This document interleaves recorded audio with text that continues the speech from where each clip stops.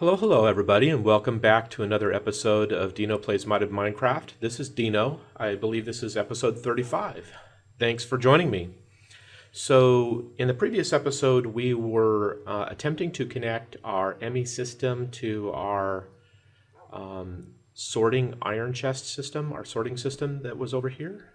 And as you can see, I've removed a couple of items. I still have quite a few items still here, though. And let me go ahead and explain why that is the way it is. So, in the previous episode, I was trying to connect the two systems together, and it all seemed to sort of work, but not quite as I had planned. And the reason for that is because I was hoping that when you connect the two systems, that although you're only connecting to one of these sorting chests, that by connecting to one of them you would see the entire network. So if you're familiar with this mod, just by placing sorting chests next to each other, they become extensions of a network. So when you define the filters for each of these chests, no matter which chest you put items in, those items will go into the appropriate chest. In other words, they'll move over to the chest that says that's the filter that it's supposed to have. So if this chest, for example, that I'm pointing to right here is sorted by ingots, which it is, you can see that this sorting chest filters on ingots. Even if I place ingots over in this chest, well, that's all ingots as well. That's all ingots. Oh, maybe that's kind of weird. Okay, so this one is Thaumcraft. Okay, great. So this chest filters on Thaumcraft items. So any item that belongs to the Thaumcraft mod will get moved into this chest. So even if I'm open up this chest and I put a Thaumcraft item in here, this is sorting on ingots, it'll move it onto this chest. So pretty cool. That kind of acts as a big network that way. And I was hoping that by connecting the pipe to one of these chests, then I would have access to the entire chest, and that turned out to not be the case. It would only give me access to the chest that it was connected to. And that's fine. I mean, that sort of makes sense. I was just kind of hoping for more. So that would basically mean that for me to have access to this entire network, I would have to have an interface to each of these chests. Oh, by the way, I had used an ME interface, and that's not the correct block to use for the interface. You actually have to use the ME storage bus, and then that'll give you access to this chest. And it's pretty cool. I mean, it gives you full access. It's bidirectional. You can move items into that chest, move items out of that chest. So that worked as intended. I mean, that's the way I was hoping it would work, but it only gave me access to that one chest, not the entire network. So that wasn't quite what I was hoping for. So if I had to put a storage bus on each one of these chests, that sort of defeats the purpose that I was trying to accomplish. If I've got to spend that much materials and effort to connect each individual chest one at a time, I mean, I might as well just move the contents into my ME system. That's just more useful and convenient and doesn't really cost anything other than the storage, which we have plenty of. So I opted not to do that. So that's the reason why some of these are missing. That's why these chests are pretty empty. I've gone ahead and moved all of the items from each of these chests into our ME system up above in the warehouse. And then I sort of started removing a few, and I need to remove the rest of these, but no big hurry. And I haven't moved all the dirt or cobblestone yet. So that's kind of the conclusion to last episode's ultimate goal. And that's not a big deal. I mean, it would have been kind of cool if it had worked the way I thought it might work. But the fact that it didn't it's not a big deal, because the ME system is really, really convenient and extremely expandable, and I can apply auto crafting to it, which again, anything that I connect to that network can contribute to the function of this ME systems itself. So auto crafting would work. So if I had left this one connected, for example, so that I had access to all the redstone here, if I needed redstone for auto crafting, it would yank it out of this chest. So it's a pretty amazing, powerful capability. But again, I don't want to expend storage buses for each of these just to get it onto the network when I can just put the stuff in our system upstairs. So that's all fine. And this is working now as intended. So all good. I went ahead and I moved our alloy smelter from here upstairs as well because I needed access to it. So all that's left down here now is our macerator system inside this compact machine, and that's all really good. I'll just leave this here and continue to use it. This energy capacitor bank is connected to our larger capacitor bank up in our warehouse via remote I/O.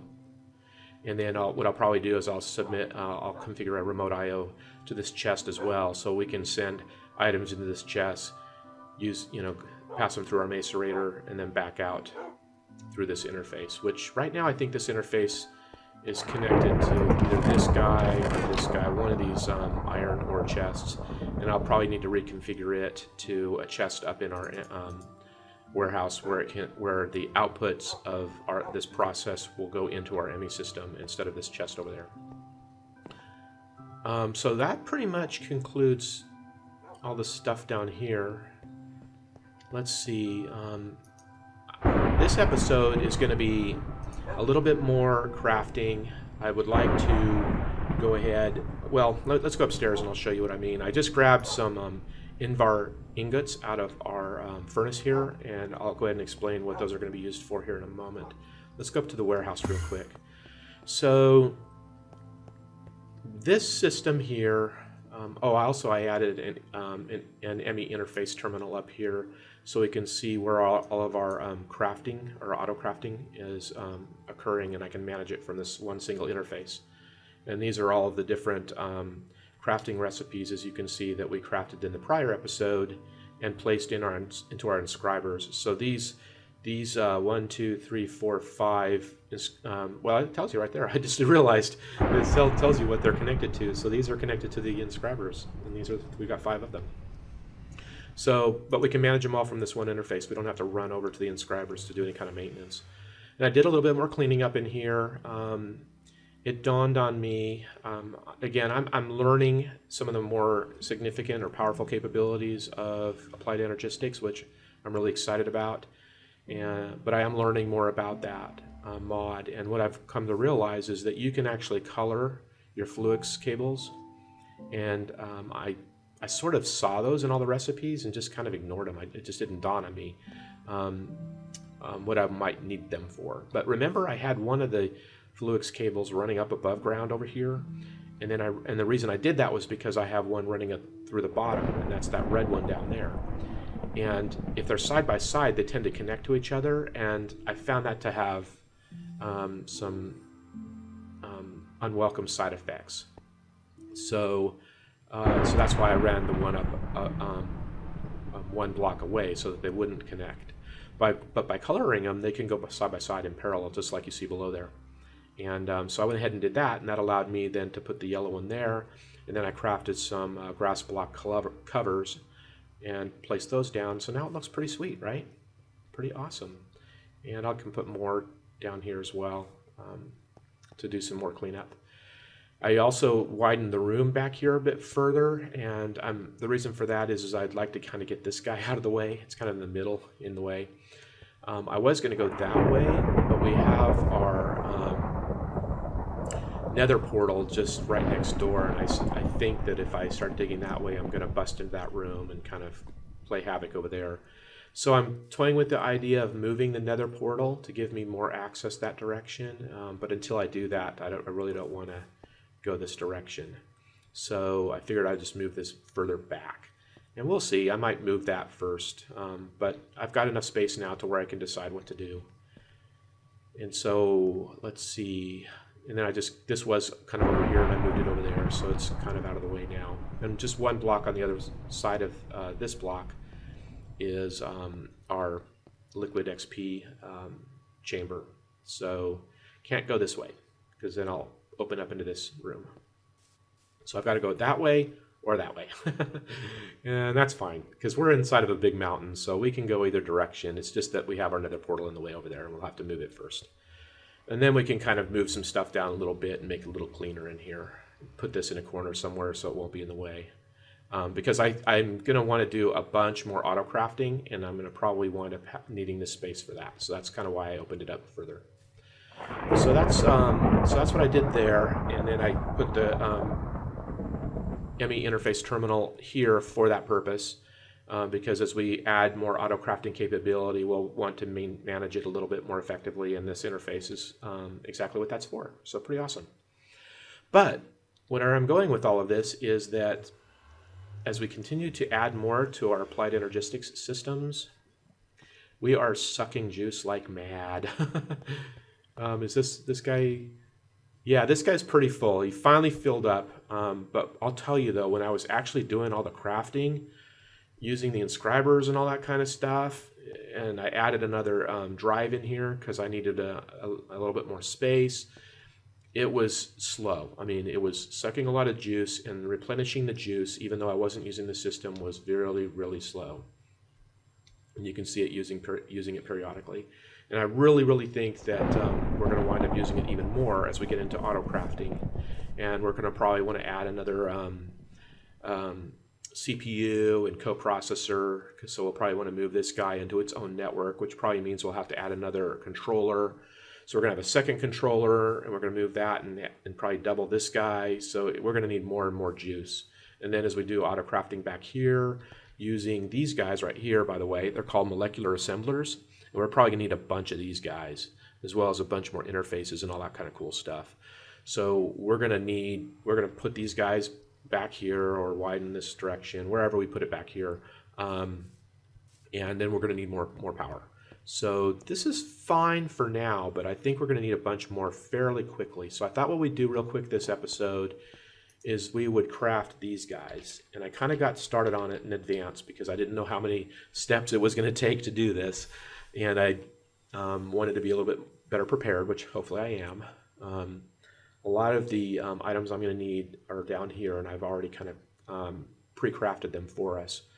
But let's take a look at what I'm talking about here. So there's a couple of different capacitors from, I think those are Ender IO capacitors. Yeah, they're from Ender IO. And what we've crafted right now are these, oh, that's the deprecated version, but they're sort of the same thing. They're the 5 million. Which ones are they? They're right here. They're capacitor banks. I don't know why these are deprecated, but they are. But it's the same. These guys are the capacitor banks. They're 5 million RF. But what I want to do is I wanted to go to these guys, these vibrant capacitors, because they're 25 million RF. So they're 5 times more storage capacity than your standard capacitor banks. And they're a little bit more expensive, but I felt that in the long run, we're going to need just lots of power anyways. So we might as well just start upgrading any capacity we start adding to our bank with these guys. So to look at the recipe, it requires a vibrant crystal. To get a vibrant crystal, you take the nuggets and surround an emerald. To get these nuggets, you need, is it going to tell me? Yeah, you need to put an energetic alloy and an ender pearl in the alloy smelter. And the energetic alloy is just gold and glowstone and redstone in an alloy smelter. So it's not too bad. We've got all the ingredients. It's just, as you can see, it's a 3-step process to get to the vibrant alloy. So I've gone ahead and done that already. You can see I did 4 of them. They're fairly expensive to make just in the time and processing. So I made a couple of extras for the future. We need 2 of them now. We've got our 2 emeralds. You also need these guys, these octatic capacitors. And again, multi-step process. You need more of the vibrant alloys. I've already, as you can see, I've already crafted these guys, so I made a bunch more. And we have plenty of glowstone. These guys are just more energetic alloy and coal. So again, you can see this is a 4-step process here. A bunch of copper, redstone, some gold nuggets. Now we have all of the pieces, but it's a 4-step process. So I just did that off camera and got these guys. We have 8 of them, and then electrical steel we've done before, and it's just silicon, cold powder and iron and an alloy smelter, and you get these electrical steels. So again, I've done that. We've done that before. I did those now. So I've got all the pieces that we need. We can go ahead and put them in our system and click on vibrant capacitor. Boom. Oh, duh. Sorry about that. I need to finish that one process. What were they called again? I need to do the crystals first. So vibrant alloy. I need 2 of those guys. We just create nuggets out of them. And then we need those 2 emeralds back. Forgot that process, that step. But that's easy. You can do that easy. So we need 2 of those guys. 1, 2, and we're good to go. Sweet. Okay, so now we've got those. We can come back to our capacitor bank and craft him. As soon as this thing draws, because it's really slow.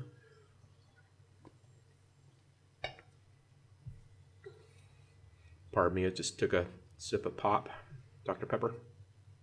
Okay, so let's finish this guy up. I did enough for 2. Sweet. So that's going to be awesome. So right now, for example, we have 1, 2, 3, 4, 5, 6, 7, 8 of these guys times 5 million. So that's 40 million. With these 2 guys, we're going to be adding another 50 million. So we're going to go from 40 to 90.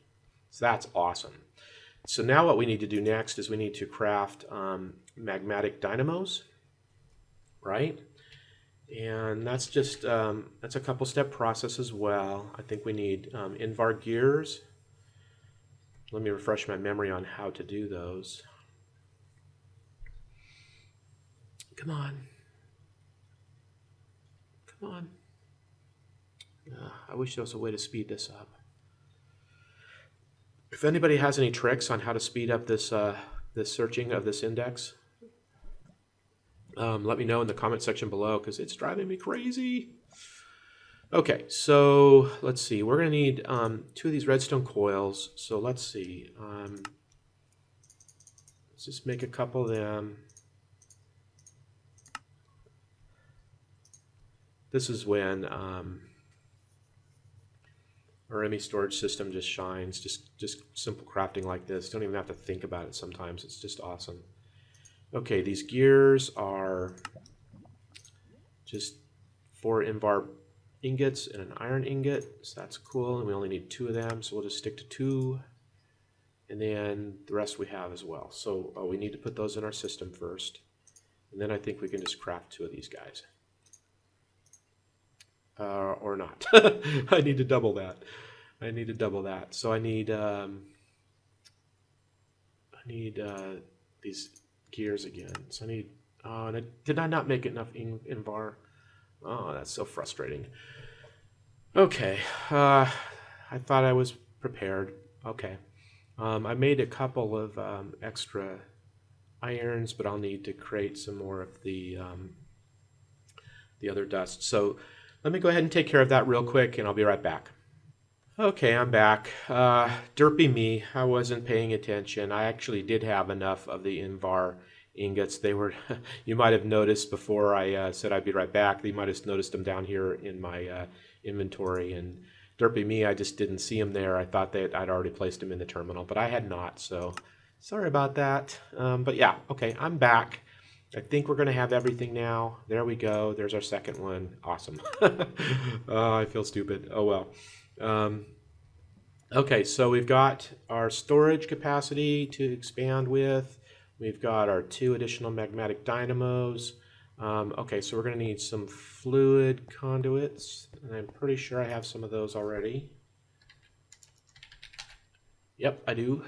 Excellent. Just grab them here. And let's go ahead and dig back here and set ourselves up, right? So this will be nice. I thought we were pretty okay, and I think to be honest, we really kind of are. But we are starting to push our capability a little further. So with that, we're going to kind of, it doesn't hurt to go ahead and expand our storage capacity further. So let's see. Okay. Let's go ahead and put our conduits down first. And then with our wrench, connect them, right? Can we do that? There. Okay. And then I wonder if I'm going to be able to place them properly. Can I place them here without having to turn them around?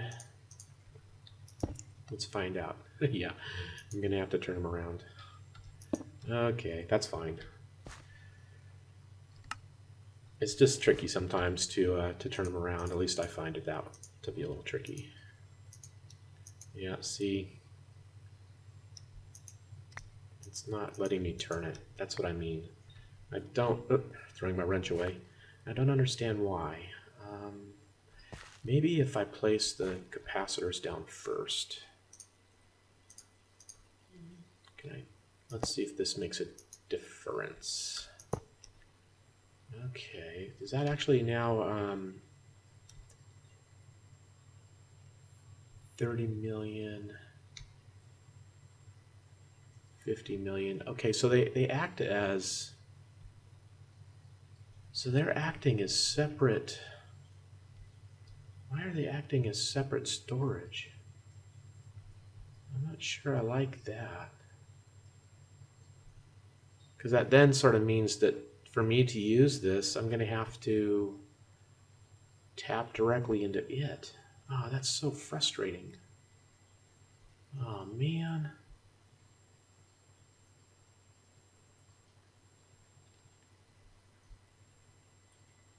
I should, to change information display. Boy, all right, well, I'll do some research on that, see kind of what's going on. I thought,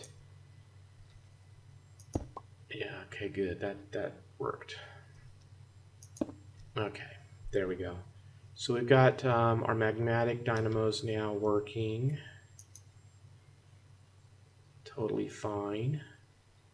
And it is now filling up this guy. Although it says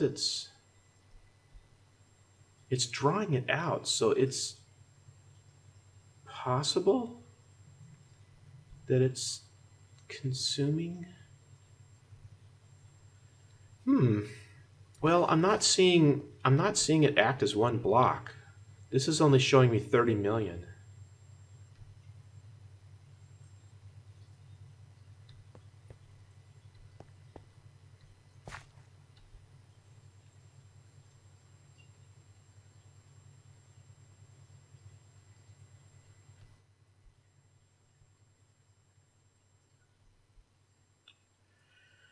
But it looks like it's actually consuming power from this guy, so I don't know what to think. It's kind of weird.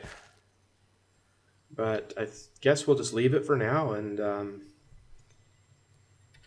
if it isn't working that way, or if it becomes a problem, we can come back and check it out further. But the display's not kind of behaving the way I would have expected it to, but it seems to be operating as intended. So, and that's the important thing, right? But again, it's going to be kind of hard to. Can I see the capacity back there? No, it's looking at the magnetic dynamo. I was kind of hoping maybe I could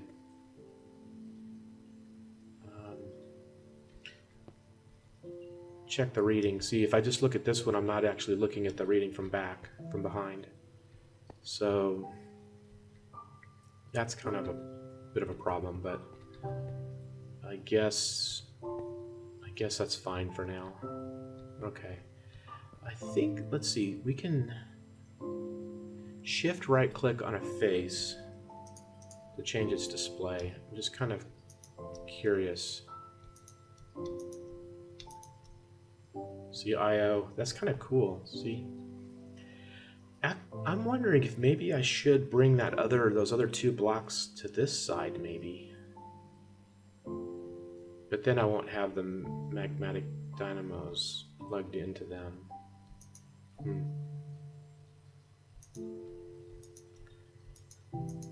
Well, all right. I guess I won't worry about it right now. We've got additional capacity.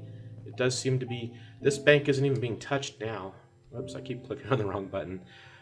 Yeah, this one isn't even being touched now. The two new ones are totally applying all of the energy needed to our system. So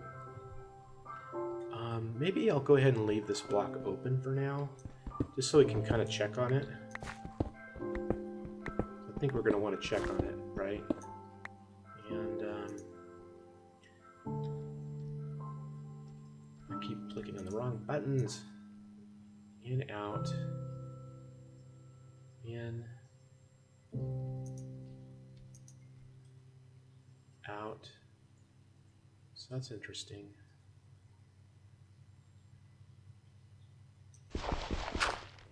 We'll put a torch here so nothing spawns in here. We'll just leave it open for a little while so we can kind of check on things. Okay, so that was one thing I wanted to do real quick. And then the other thing I wanted to do was I wanted to, because I've been talking about it since like the dawn of time, but I wanted to finish crafting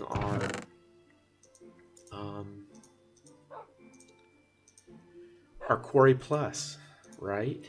And we've had these materials set aside now for quite a long time to do so, and we just haven't ever done it. So let's do that, because we're going to need to get a quarry going again here probably pretty soon. I mean, we got a lot of materials, so we probably don't need it right away. We're doing okay in that regard, but we're going to want to have it ready for when we need it. So let's put it in here, and then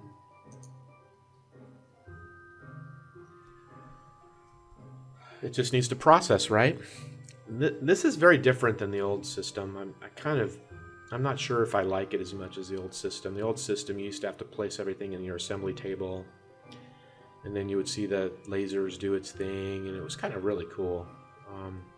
This new workbench approach now, it's a little more streamlined. Don't get me wrong, I understand how nice it is to have things streamlined, but really, other than grabbing the materials, throwing them in here, and then waiting for the energy to max out and then you're done, it's not very exciting.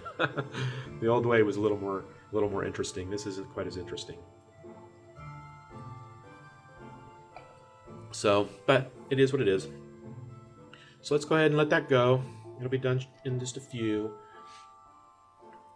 And that's probably pretty much it. I did want to kind of remember I wanted to kind of keep crafting the next version up of our Ender books. So we've got our normal Ender book, and where did I place the other Ender book? I don't remember. I don't remember where I put it. I don't think I put it in here. Yeah, no, I didn't. Where did I put it? Is it over here? There it is. Here's the gold one. And what I did was I took the 10 entries in our normal Ender book and I did move them over to the gold Ender book. And the moving process is not what you think. It's not actually moving it. I literally had to visit each of these 10 destinations and then restore them in here. There's no way to move them from one book to the other. And you can't just upgrade this one to the next one, because when you do so, you lose the entries in there. They're effectively two different entities, and there's no way to move the rest of, the stored coordinates. So unless I'm doing something wrong, I don't see a way to do it. So I just visited these 10 locations and resaved them in here. So this gold book is identical to this one now, only by choice. But we should probably craft the next one. We should go from gold to diamond. And the reason is because I think with diamond and emerald, you can go cross-dimensionally, but up to gold, you cannot. So you get more slots, storage slots, but you don't get more capability. But with, at least I think that's true. I might be mistaken. I don't quite remember if gold is interdimensionally or not. I know that diamond is for sure. Um, so we should go ahead and craft a diamond one. And then we'll go to emerald when we can. I think we're going to need a lot more emeralds than we have. I don't think we have enough emeralds. But the nice thing about emerald, the emerald ender book, is that it's a non-drop item. So you never lose your ender book even if you die. Whereas diamond and below, if you die, you lose your ender book. So that's pretty not good, right? Because then, you know, getting back or traveling quickly is not possible until you recover your ender book. But if you have an emerald ender book, you won't drop it. It's a no drop item. So that's pretty awesome. So let's go ahead and craft a diamond one real quick if we can. I don't know for sure while we're waiting on this guy, right? It's almost done. But I don't know for sure if I have everything we need. So your normal ender book is that, and I don't think we have a book. Yeah, do we have paper? I don't think we're going to have. Yeah, we do have. Well, we don't have enough paper, and I don't think we're going to have. I just realized we're going to need lots and lots of ender pearls. So we're going to need what 4, 8, 12, 16. And I don't know that we have 16. Oh, we have 17. We have just enough. Sweet. And then, so that this one requires a book. And then iron is just a bunch of iron with that book. And gold. I think we have enough to do everything now. Oh, do we have enough diamonds? We're gonna need 36 diamonds. I don't know if I have enough diamonds. No, I'm short of diamonds. We have 26, but we need 36. So I'm going to need to get some more diamonds. And that's probably a good reason then to go ahead and get this quarry up, right? So I can get more diamonds. It's done now, and now it's placed our quarry plus in here. Awesome. So we are good to go on our ender plus. Nice. And I'll probably want to upgrade it and put looting on it so that whatever items it does mine that looting will work against will get processed accordingly. And to do that, I think I'll need the enchanting plus table to do that. So I'll do that off camera. We'll review that in the next episode, and I might even go a little dungeon diving to get some more diamonds if I can real quick. I only need 10 more. Only. It's not easy to find diamonds, but it is possible. And I do have not on that one, but on this one I have fortune. I said looting. I meant fortune. Sorry about that. I want to put fortune on the quarry plus, so if it finds diamonds, it'll apply fortune to diamonds. That sort of thing. So yeah, so we've got fortune here, although it's almost broken. So I might just do that a little bit off camera. We'll see. But yeah, so I know we've been doing a lot of crafting recently in the latest episodes, and that's all fine and good, but it can get tedious after a number of episodes just doing that. So maybe in the next episode, or maybe 2 episodes out, we'll take time to do an adventure. Because I would like to go off in a direction, not sure where, and try to look for another village. I think it would be a good idea and advantageous for us to find another village, right? We've got our neighbors over there, and that's all well and good. Nothing super exciting, though. I don't even recall. It's been a while since I've gone and visited them. I don't even remember if we have a Mistcraft room or trader there. And there's a lot of other traders also with all of the added mods we have. So I think, and I've, as much running around that I did in the past looking for oil and all that kind of cool stuff. And we only found one other village, and it was 3/4 decimated by a meteorite. Don't remember if you remember that, but you might want to go back and look at the previous episode where I did discover that village, and we found a meteorite there. But so I think there was only like 2 or 3 villagers left, and they didn't really offer much at all. So we really only have this one village and all of our exploring. And I really would like to find another village to improve on our trading. Something else we could consider doing too is I did save. So when I was AFKing and getting liquid experience in our zombie mob trap, a couple of those zombies turned out to be zombie villagers. So I took the opportunity to capture a couple of those in safari nets. So we do have 2 or maybe 3 of those. I don't remember how many, but I saved 2 or 3 of those zombie villagers with the hopes of maybe curing them here inside of our camp, right? Because because we've got enough buildings in here with doors to where they will probably make a portion of our camp their residence. So that would be pretty awesome, right? Because then we could have villagers running around our camp to trade with as well. So that's kind of good and bad. I know villagers can kind of be annoying sometimes. They make weird noises and they're running around and opening and shutting doors all the time. I'm not sure I want to listen to that all the time. But with that said, I could put an iron door on this guy and they wouldn't be able to get in here and bother us, since I suspect most of the time we're going to be in here.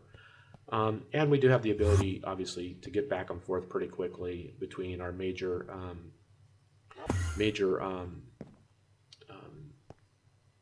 structures here in the village, in our base. So yeah, so that's another option as well. But just to kind of break it up a little bit, I think maybe going on a nice adventure looking for another village would be kind of fun. So let me know what you think of that.